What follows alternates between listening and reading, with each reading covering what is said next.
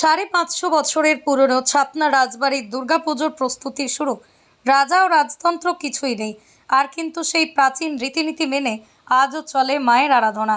মল্লভূমে বর্তমান বিষ্ণুপুর রাজবাড়ির দুর্গাপুজো ও ছত্রীনারায়ণগড়ের অর্থাৎ বাঁকুড়ার ছাতনা রাজবাড়ির দুর্গা প্রতিমা থেকে শুরু করে পুজোর নিয়মকানুন হুবহু এক। কথিত আছে যে কোনো এক সময় বিষ্ণুপুর রাজার কাছেই ছাতনার রাজা দৈববাণী করেছিলেন এবং তারপর থেকেই বর্তমান দুর্গা মন্দিরটি প্রায় 300 বছরের পুরনো।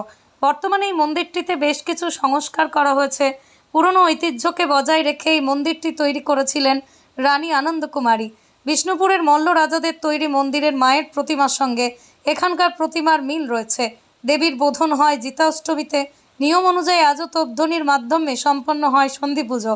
বর্তমানে বংশধর রাজা প্রদীপ সিংহ দেওয়ের কথায় এখানকার পুজোর দেখার জিনিস হলো ডালা দৌড়, খাড়া দৌড়। একটা সময় পুজোতে প্রজারা ভেট নিয়ে রাজবাড়িতে উপস্থিত হতেন, কিন্তু সে প্রথা আজ নেই। তবে ছুটে আসেন প্রচুর ভক্তরা দেবীর কাছে সবার আগে নৈবেদ্য দেওয়ার জন্য দৌড়ান। এটি ডালা দৌড় নামে পরিচিত। প্রতিমা বিসর্জনের সময় রাজাদের ব্যবহৃত পুরনো তরবারিতে বের করা হয়। সেই সব অস্ত্র নিয়ে ক্ষত্রিয়রা বিসর্জনের শোভাযাত্রায় অংশগ্রহণ করে। প্রথা অনুযায়ী বিসর্জনের পর সেসব অস্ত্র নিয়ে কুলদেবী বাসুলি মায়ের মন্দিরে সেখানে দৌড়তে দেখা যায়। এটি খাড়া দৌড় নামে পরিচিত। আসলে রাজতন্ত্র না থাকলেও রাজবাড়ির দুর্গা পুরনো পুজোর ঐতিহ্য এখনও অমলিন। বর্তমানে এই মন্দিরে প্রতিমা তৈরির কাজ ও মন্দির সজ্জার কাজ পুরো দমে চলছে। আনুমানিক 550 বছর আগেকার। আচ্ছা, দেখুন, এটা তো মানে নতুনত্ব কিছু ব্যাপার নেই। যেটা আগে হয়েছে, গত বছর হয়েছে, সেই যে ঐতিহ্যের ধারা বজায় রেখেই আমি পুজোটা করে আসছি আর কি। বাবা অবশ্যই করেছেন, আমাদের বংশ পরম্পরা এটাই করে আসছে, আমিও সেটা করে এসেছি। আচ্ছা।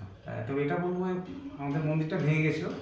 হ্যাঁ, ওটা একটা সংস্কার হয়েছে এবং মন্দিরের যে ধাঁচা ছিল, যে স্ট্রাকচারটা ছিল, ওটা রেখেই মোটামুটি আমরা চেষ্টা করছি করার। উপরে ঢালাইটা হয়ে গেছে, আর মন্দির যে মতো ছিল সে মতোই রাখার চেষ্টা করছি। আর পুজো বলতে গেলে যা নিয়ম মেনে করা হয় সেটাই হচ্ছে আর কি। মূর্তির কাজ বা কাজ চলছে? কাজ মোটামুটি চালু হয়ে গেছে আমাদের। প্রত্যেক বছরে মূর্তি নতুন করে করা হয় এবং কাঠামো থেকে শুরু করে শেষ পর্যন্ত সব নতুন করে করা হয় এবং পরিবর্তন তো করা হচ্ছে না আমাদের। যেটা আগে ছিল সেটা এবছরও হবে, আগামী দিনও তাই হবে। হ্যাঁ, এর মাঝখানে একটা জিনিস আমি বলে রাখি, আমরা যে ঐতিহ্য মেনে পুজোর আয়োজনটা করছি, এই আয়োজন দেখার জন্য সবাইকে আমি আমন্ত্রণ জানাচ্ছি, প্রত্যেককেই, এবং এসে এই আয়োজন উপভোগ করুন। এবং এটা আমার ঐকান্তিক অনুরোধ বলতে পারেন। কি নাম আর পরিচয়? আমার নাম প্রদীপ সিংহ দেও।